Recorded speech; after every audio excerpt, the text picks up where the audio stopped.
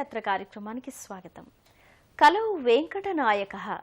కలికాలంలో ప్రత్యక్ష దైవం శ్రీ వెంకటేశ్వరుడు.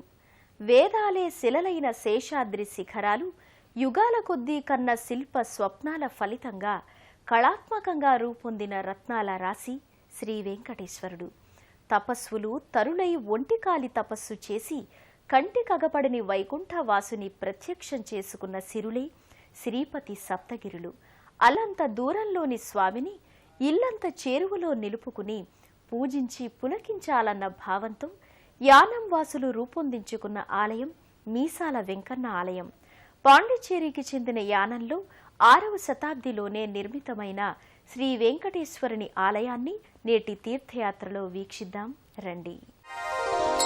ఓం నమో నారాయణాయ.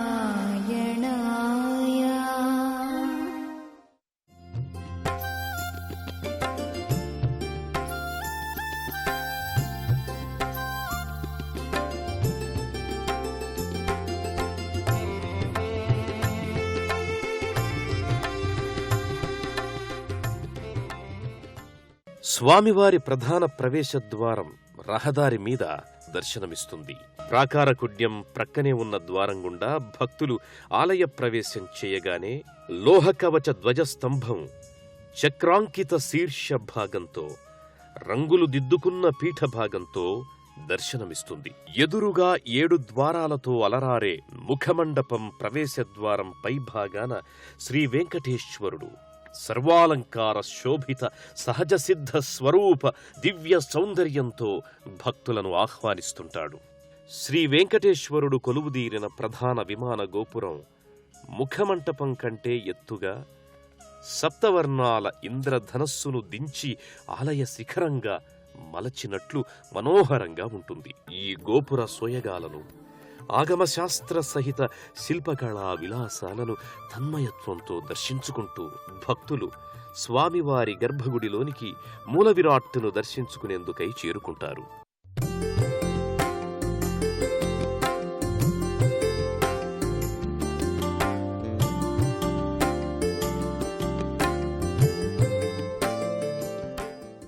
రెడ్డి రాజుల వీరత్వానికి ప్రతీకగా శ్రీ వెంకటేశ్వరునికి మీసాలు కల్పించి మీసాల వెంకన్నగా ప్రఖ్యాతి గావించారు. స్వామివారికి ఉషక్కాల అర్చనలలో నైవేద్యంగా ఉంచే బాలభోగాన్ని ద్రావిడ బ్రాహ్మణులు చద్దికూడు అని పిలవటం వలన చద్దికూడు వెంకన్నగా కూడా ప్రసిద్ధుడయ్యాడు. ఈ ఆలయంలో వివాహాలు జరుగుతూ ఉండటం వల్ల కళ్యాణ వెంకటేశ్వరుడనే పేరు కూడా స్వామికి స్థిరపడింది. సర్వం సహసామ్రాట్టు అయిన ఈ మూల విరాట్టును మనం కూడా దర్శించుకుందాం రండి. నేత్రాలకు అడ్డుగా నామాలతో కనిపించే శ్రీ వెంకటేశ్వర స్వామి వలయాకార శిలా శిల్పంగా దివ్య శోభతో దర్శనమిస్తాడు.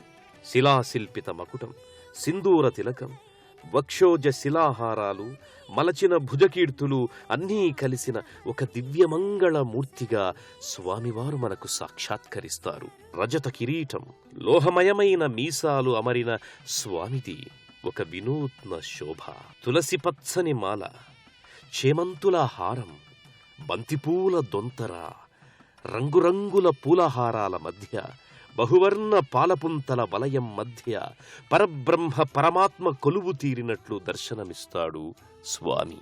గగనమండల మధ్యస్థుడిలా కనిపించే శ్రీవారి పాద ప్రదేశంలో ఉత్సవమూర్తులు, స్నపనమూర్తులు పంచలోహ విగ్రహాలుగా స్వర్ణవర్ణ నీలాంబరాలతో పసుపు గులాబీ రంగు వస్త్రాలు ధరించి పూలమాలతో సమావిష్ఠులైన దేవీ దేవతా బృందం మన ముందు నిలిచిన అనుభూతి స్వంతమవుతుంది.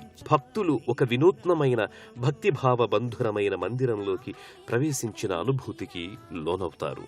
గోవిందా గోవిందా అంటూ స్వామివారి మూర్తికి జరిపే అభిషేకాలలో స్వామివారు పసుపు వర్ణ శోభతో, శిలాశిల్ప వర్ణంతో, సహస్రధారా పాత్రికల నుండి జాలువారే క్షీరధారలతో శ్వేతవర్ణ భరితంగా ఒక అవ్యక్త భక్తి భావాన్ని భక్తులకు ప్రసాదిస్తాడు.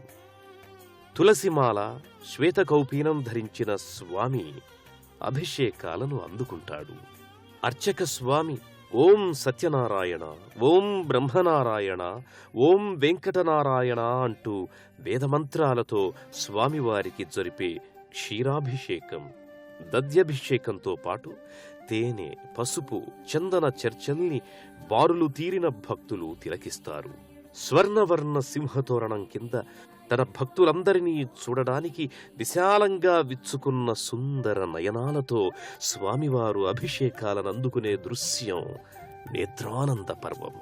అభిషేకానంతరం రత్నాలంకృత నామం, విశాల నయనాలు, లోహమయమైన మీసాలు అమరిన స్వామిది ఒక వినూత్న శోభ. ఈశ పరమేశ తిరమై వరమై శ్రీ తిరుమల వాస జగదీశ.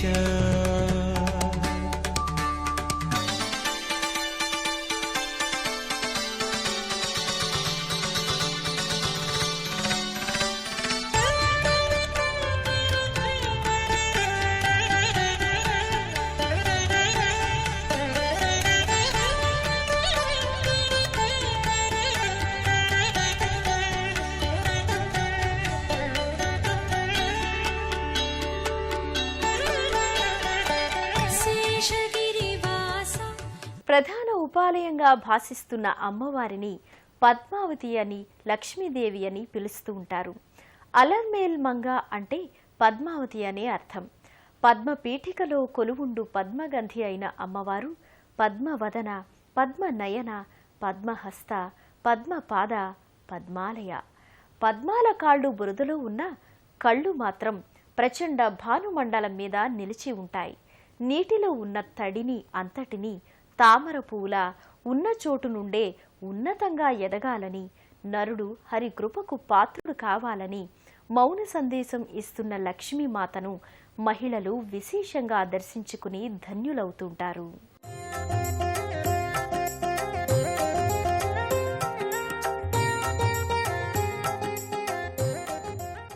శ్రీదేవి భూదేవి ఏకీకృత రూపంలా కొలువుదీరిన అమ్మవారు రజత సింహతోరణం కింద ప్రకృతికి ప్రతిరూపమైన పచ్చని చీరను ధరించి రజత కిరీటంతో దర్శనమిస్తారు. నుదుటన తిలకంతో, విశాల లోహనయనాలతో, కోటేరు నాసికకు ముక్కెర, ముక్కుపుడకలు అమరిన శోభ సందర్శనీయం. తన కనుసన్నలతో చలిస్తోన్న సృష్టి చక్రానికి తాను శ్వాసతో జీవం పోస్తున్నట్లు రత్నఖచిత నాసాభరణం అమ్మవారికి అమరి ఉంటుంది. క్రింద భాగంలో స్నపనమూర్తి కుంకుమగంధ చందనాలతో అర్చింపబడుతుంటుంది.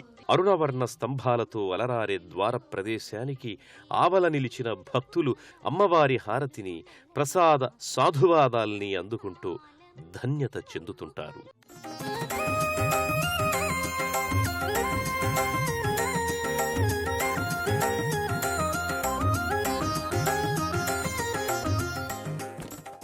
యదా యదా హి ధర్మస్య గ్లానిర్భవతి భారత అభ్యుత్థానమధర్మస్య తదాత్మానం సృజామ్యహం అంటూ గీతాచార్యుడు చేసిన ప్రతిజ్ఞ ప్రకారం దుష్ట శిక్షణకు, శిష్టరక్షణకు పరమాత్మ భూమిపై అవతరిస్తుంటాడు.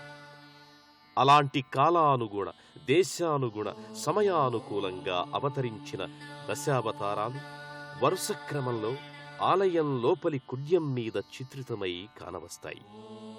పద్మనాభస్వామి స్వర్ణశిల్ప చిత్రపటం ఒక అపూర్వ అనుభూతిని రేకెత్తిస్తుంది. మహిళలు కాషాయ వస్త్రాలు ధరించి మండలాకారంగా తిరుగుతూ కోలాట నృత్యంతో స్వామికి చేసే నృత్యారాధన ఒక కళాభిషేకం. లాలిత్యమే గోవిందమే మాధుర్యమే నమో నమో శ్రీహరి గోవింద గోవింద నమో నమో హరి హరి గోవింద గోవింద.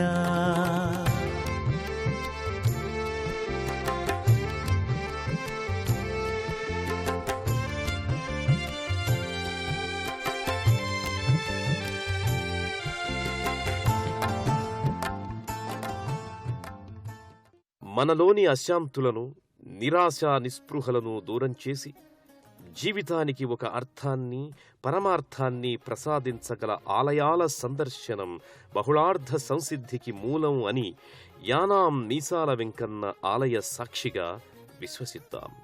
నమో వెంకటేశాయ, నమో నమః.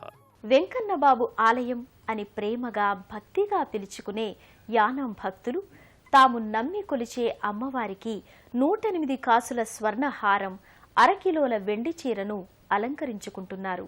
స్వామివారికి ఏం తక్కువ చేయకుండా కేజీ బంగారు కిరీటాన్ని అలంకరించుకుంటున్నారు.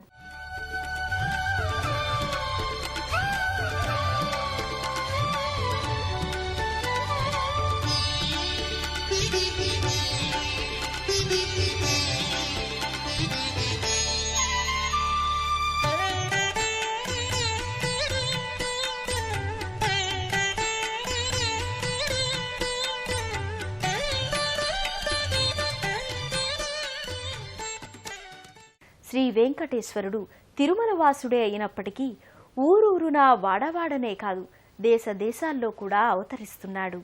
గోదావరి తీరంలో కేంద్రపాలిత పాండిచ్చేరికి చెందిన యానాంలో మీసాల వెంకన్నగా సుప్రసిద్ధుడై తన ప్రతిభను చాటుకుంటున్నాడు.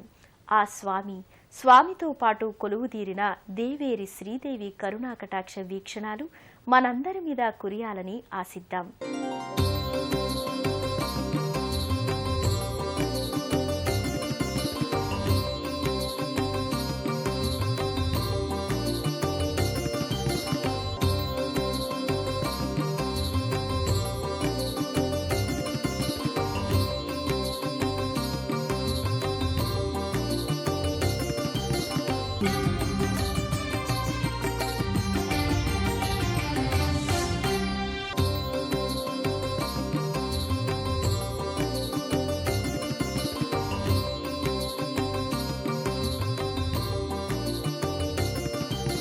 Thank you.